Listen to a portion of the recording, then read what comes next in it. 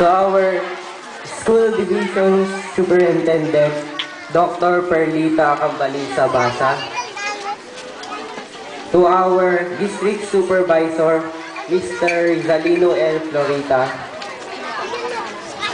To our monitoring supervisor, Madam Pamela R. Gatlula.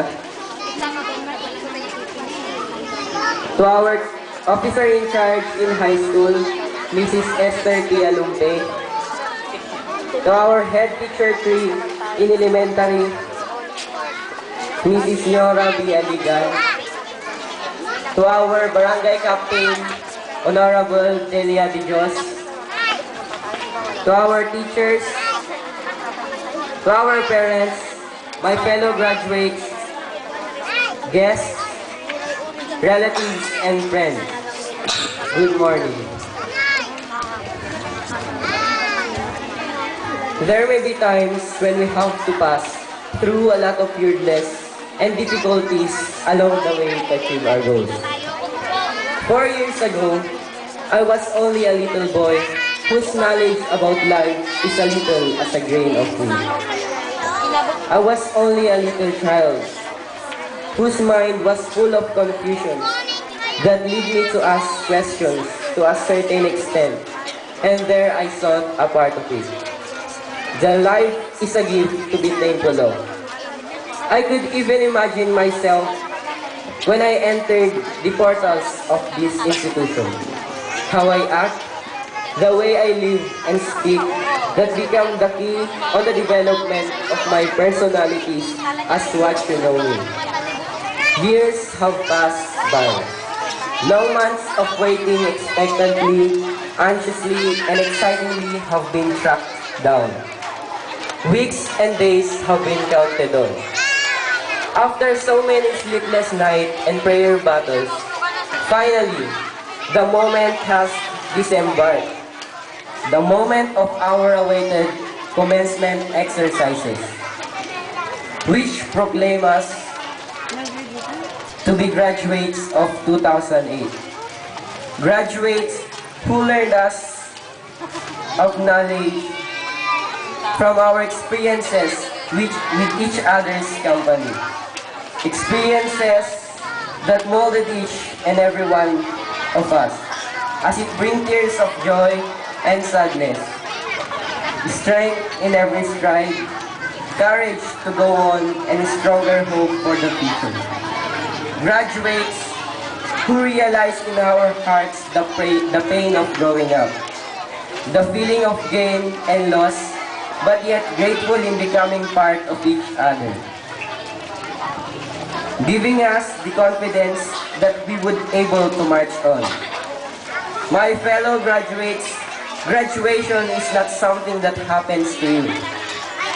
It is something you have been engineered with patience, perseverance, intelligence, and a truckload of optimism into actuality.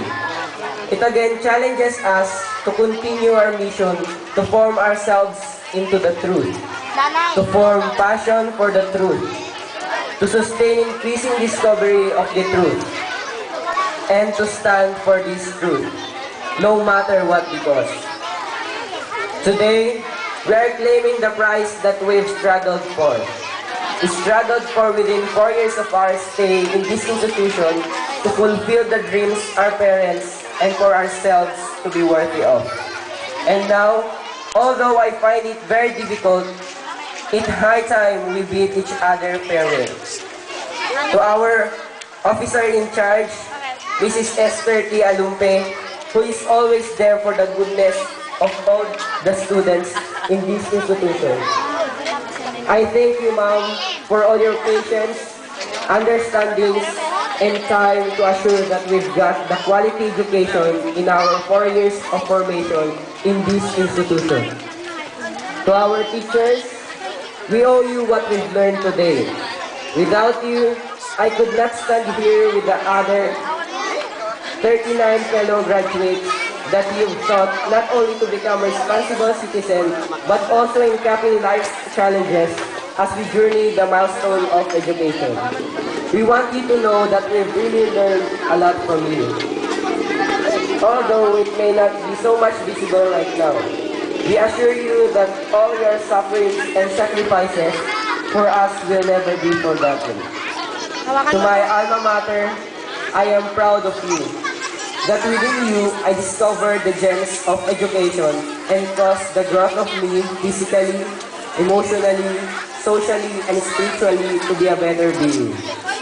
To our friends, relatives, guests, and all the parents of my fellow graduates, I thank you for being here with us to witness this precious moment of our lives. May you continue leading us to the path of righteousness as we step forward to the road of greater challenges. My loving parents, Mr. and Mrs. John Sabangan Jr., I offer you all the achievements I've gathered.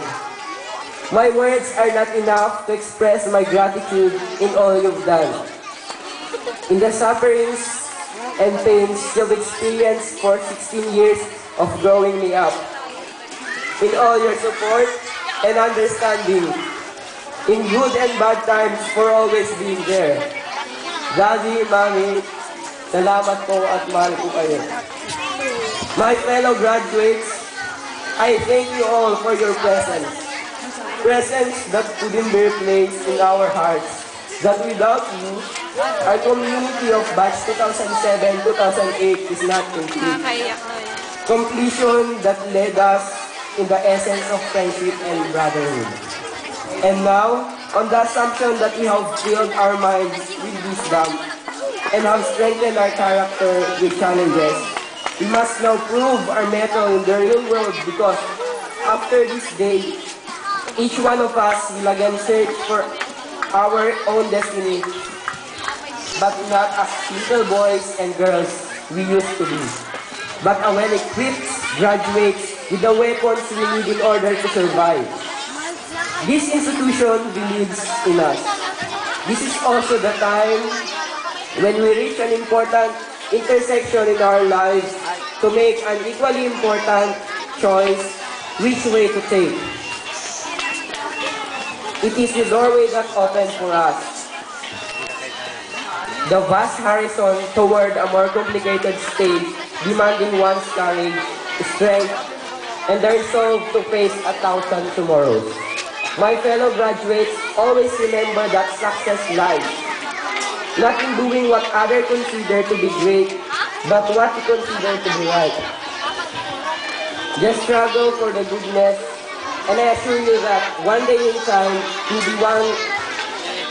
we'll be with our alma mater, with full of gladness and success. To my dear friends, whatever you may be, or I may be, we'll be one with ourselves and with God our Father. I always cherish that somehow we have been together. Keep our faith, be strong, move on.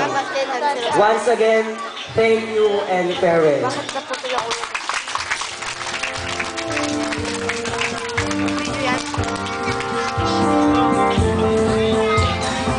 Thank you, John. The next part of the program is the